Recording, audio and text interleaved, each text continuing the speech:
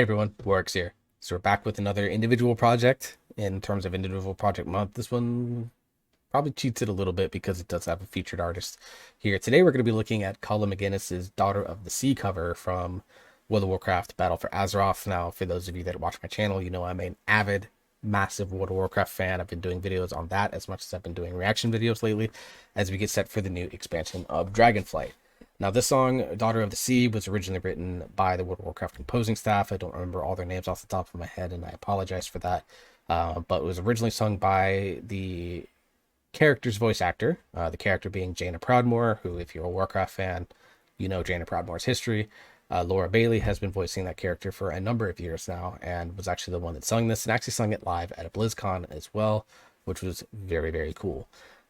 I didn't know Colm did a cover of this. I've just seen Colm McGuiness. We've seen him a couple times in my reaction videos in the past, in the Misty Mountains Wellerman cover, as well as in Yellow Flicker Beat that the Bass King did for May the Bass Be With You Volume 2, which is, I believe, the second ever video that I've done on this channel. So go back and watch that if you want to see me still figuring out what my reaction videos look like, Corey.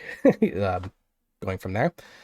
So I'm excited about this. I've never seen this video, like I said, I didn't know this cover existed. Daughter of the Sea, one of my favorite songs from any World of Warcraft game, honestly. Just kind of holds, the character of Jadis holds a special place in my heart for a number of reasons that we won't get into in this one. But we're going to take a look at this cover, feature Rachel Hardy, who I imagine is going to be covering the Jaina voices, and then Colin doing a lot of the background stuff. That's my initial impressions on this. So anyways, for those of you that are new to the channel, I would welcome and I appreciate you very much for joining me on this venture. For those of you that are veterans of this channel, welcome back. It's good to see you again. Quick background for those that are new: I am not a professional musician. I'm just a guy who loves music. I'm really good at discovering kind of harmonies, looking at the visuals of stuff. You can go back and kind of watch any of my last few videos and kind of see kind of what I'm about if you want to do that after watching this video. I'm not a sort of technique type person. I'm not great at identifying notes. So that's not my area of expertise. I'll recommend a number of other creators if you want to go find out those types of aspects of these reaction and breakdown videos. Anyways, structure of this video: I'm going to sit down, I'm going to watch this thing in whole from the very first time.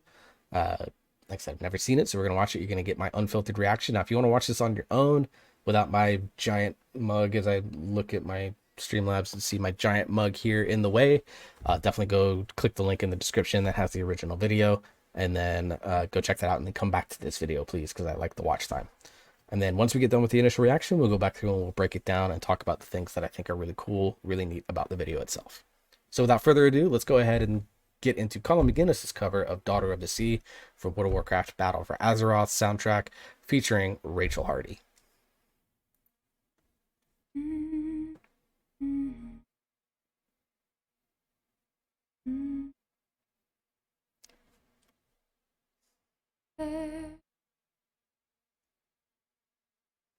Of this,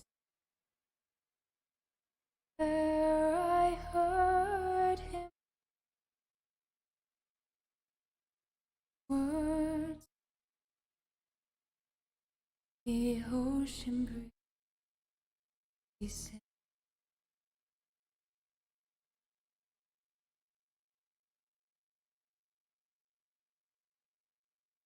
those blood-soaked shores of Kalimdor, where sailors fought and died. The admiral fell at their remorse, but she left his side.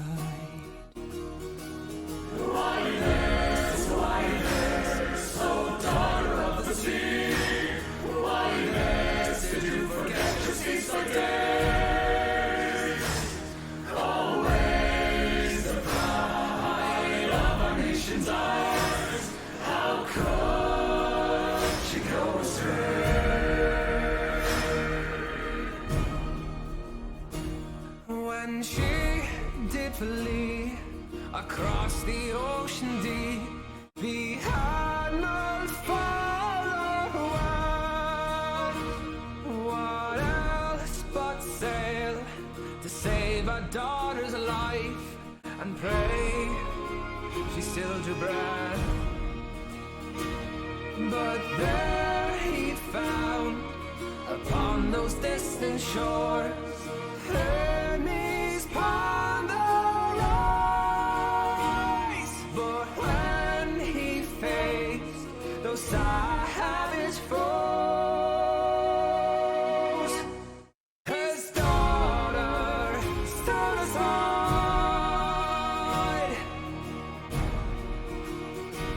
and buried deep beneath the waves, betrayed by family. So his nation with his last breath cried, "Beware the daughter of the sea."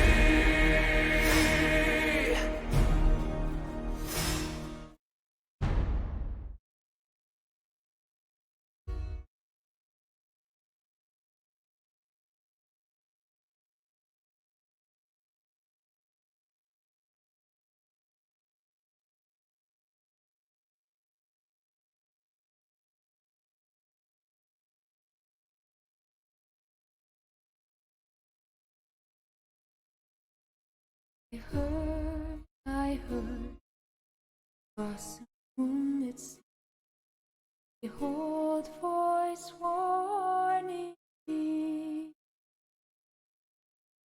Beware, beware, daughter of beware.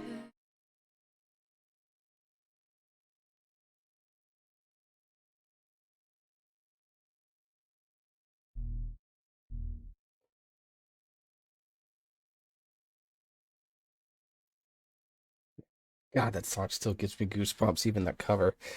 Yeah, gotta get these calm down. I love that cover. Pretty true to the original song. With of course the flavorful touches thrown in by Colm and the arrangement that he did.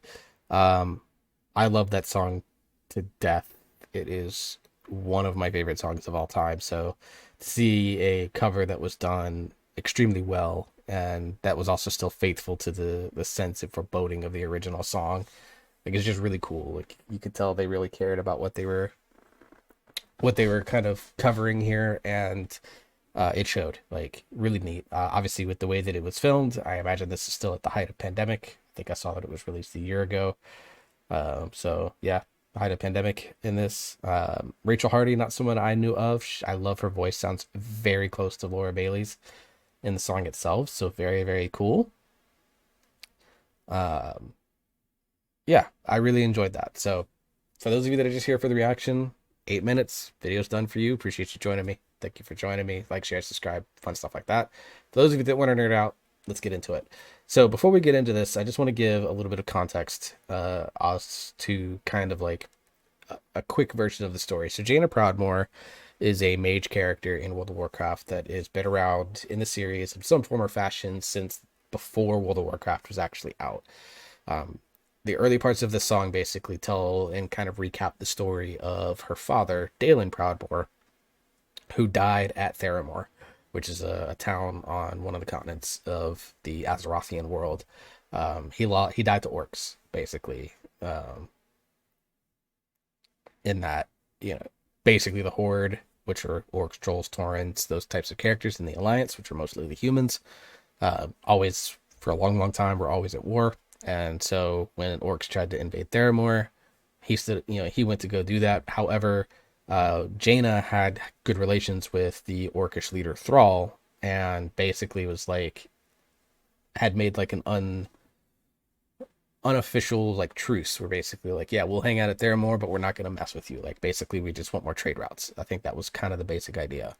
And then when Dalen came by and saw that orcs were on in and around Theramore, he attacked. And Jaina, looking at the larger picture, stepped aside and allowed her father to his death. And it has kind of haunted her up until basically the Battle for Azeroth expansion, where the story, one of the stories going on in that expansion is Jaina's reconciliation with her past and with her mother, who is now the leader of her people called the Kultirans. And that story kind of plays itself out throughout the Battle of Azeroth. So that's kind of where this song is kind of based out of, is Jaina basically reconnecting with her roots, So that's kind of like the quick version of it. So, but let's get into the actual recording at the beginning, or at the actual song. Let's get into the breakdown itself.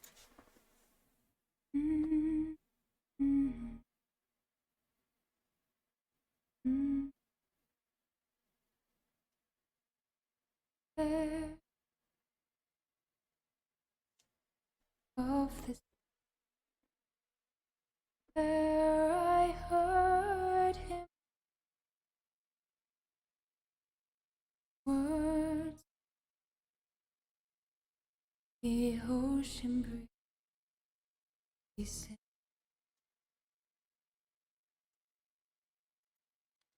So right there at the very beginning, we get this very sort of breathy delivery from Rachel, which matches a little bit of what Laura Bailey was doing in the original song. The idea basically is that Jane is kind of singing this to herself in like an enclosed space as she reflects back on everything that's happened in the past. As she starts to have sort of this crisis when it is determined that the Kultiran people who have been neutral for a long time inside the scope of World of Warcraft's story are now going to be needed to accompany the rest of the alliance in what is dubbed the fourth war between the Horde and Alliance. So lots of other stuff going on in the background for that. That's basically it. And as she's like, well, I'm Kultiran, my mother runs, is the leader of the Kultiran people, like, let me go.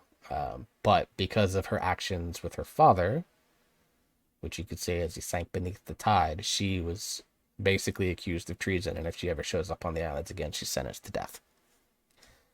So that's kind of like the story at the very beginning and kind of why we get there. But I love the both the fullness but also the little bit of breathiness in Rachel's vocals there at the very beginning.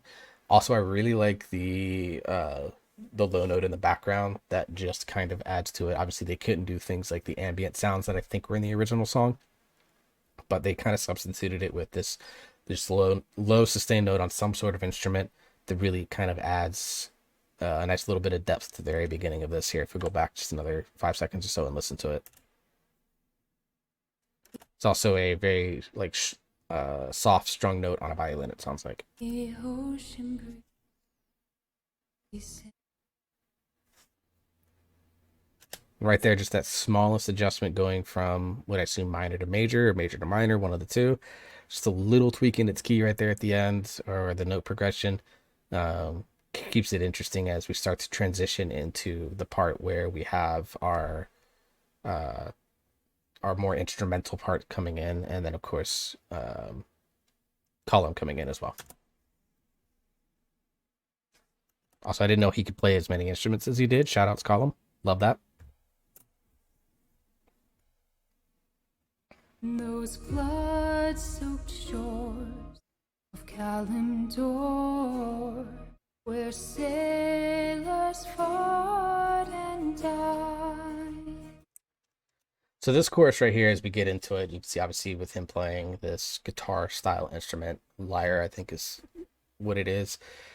He starts to add in this drive to this section here as it starts to build and build and build into our chorus section, where Colm kind of takes over a lot of the singing there. So really like to add it. You get the very sort of stable, slow, almost not moving, very, very beginning. And then the instrument comes in and gives it a little bit of sense of forward momentum, a little bit sense of drive. And then we're getting into that as we build up, and then we're going to crescendo back down at the end of the song. The admiral fell at their more, but she left his side. Really like the drop there that Rachel does. She's got kind of the high at their more, and then at the end, he left his side. Something along those lines, obviously much different because female voice. But really like that little drop there because it just, I'm a fan of women singing lower notes because it just sounds really cool and very different from like a male bass or baritone even. So I'm a fan of anytime women drop into their lower octave ranges. that they can do, and does really well. And then of course it continues to pick up this momentum.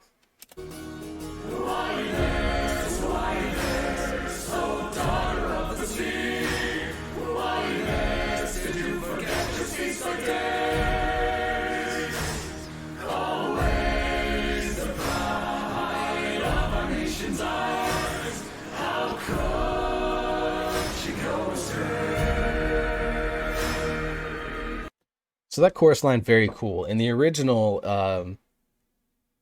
there's actually a lot more lower voices, more baritone in those to really kind of, and a little bit of bass to really flesh it out. So when you listen to the original, it's almost like listening to the bass gang sing it, because there's a lot of depth there. But what I like what Colm did there is obviously you get his sort of signature wide bass that he does there that's kind of layered underneath the bottom, but he also added in a little bit more on the upper parts to give it just a slightly different feel. And you added Rachel in, which I don't think was done in the original. I don't think Laura sang that at all. But adding Rachel in adds that, again, that just slightly different timbre that really adds and builds and makes this section sound very full in a way that doesn't sound full because you're going across all the ranges, but sounds nice and full because what you're getting feels complete. Like from a musical standpoint, it just sounds like it feels good. So let's go back and listen to just a little bit more of it right here. Go back 15 seconds and then we'll move into the next section.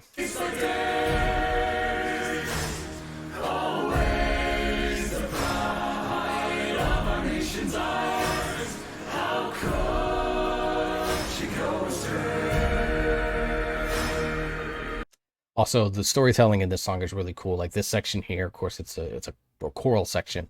It acts as a way for the Kulturian people to kind of just get goosebumps even talking about this. Like, dude, you can't even really see them. But basically, like the very beginning is kind of her recollecting the memory and kind of showing off the guilt and regrets that she has. And then this chorus is almost like her people jumping in and accusing her, like, you were the brightest of us all, how could you abandon your people like that, kind of that style. So there's very cool storytelling in this song, and the way that they're doing it in terms of the musicality of it all, like really just kind of enhances those little bits of storytelling that are going on. And I really like this little riff on the violin as we get to the end of the chorus.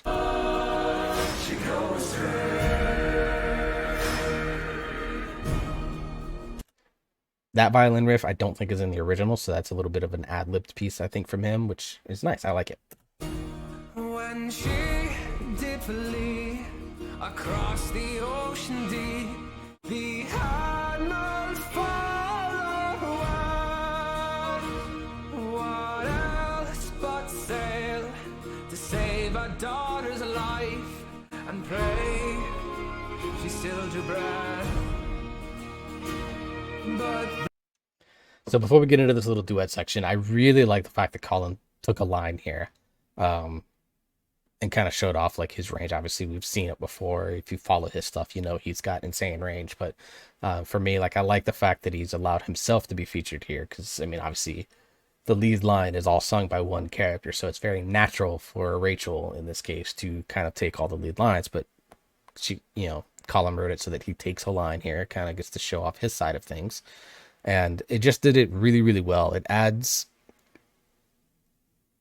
I'm trying to think of the word to describe it. I'm struggling to think of it, but it adds like a character. That's what it is. Adds character to the overall cover itself. And for someone that has listened to Daughter of the Sea a million times on the original version, hearing it in slightly different vocal timbres, in this case a male's voice versus a female's voice, is a nice way for the cover to feel unique in its own way. And of course, Colm just absolutely nails it. Like, what would you expect from him? He is so good and very ginger, which I love. There he found upon those distant shores Hermes upon the rise. This section here really surprised me when I first heard it, because normally in a situation like this, you would expect the female to go up into the higher note and the male would kind of be down. They flip that expectations. Colm gets into the higher note versus Rachel going a little bit lower. Really nice way to play with my expectations a little bit there, and I really enjoyed it. It sounded very, very good. I'm going to go back and listen to it one more time, and then we'll continue to move forward. Hermes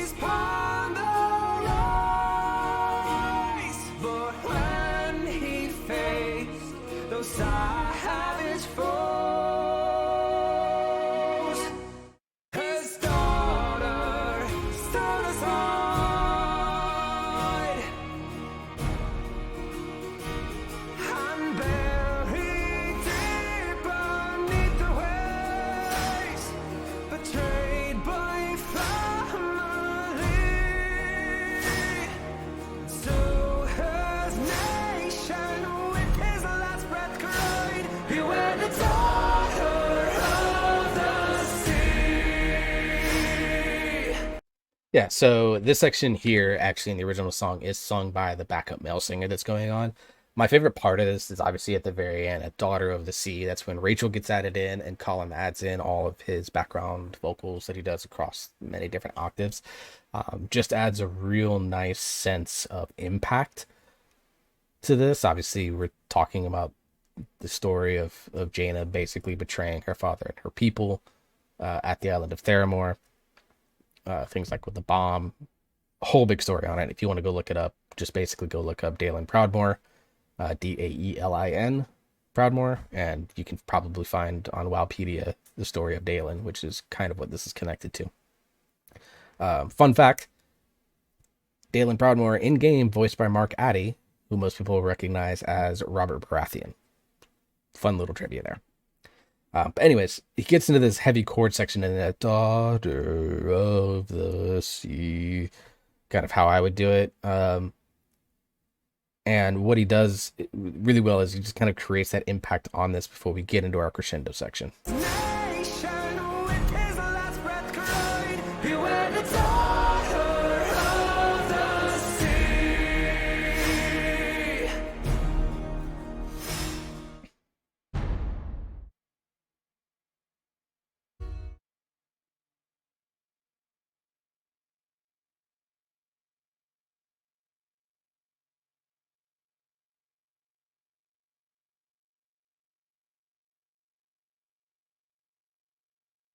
That part is not in the original.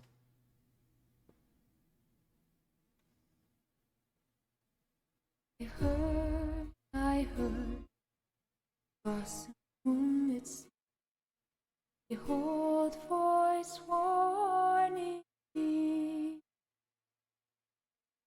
beware, daughter of beware.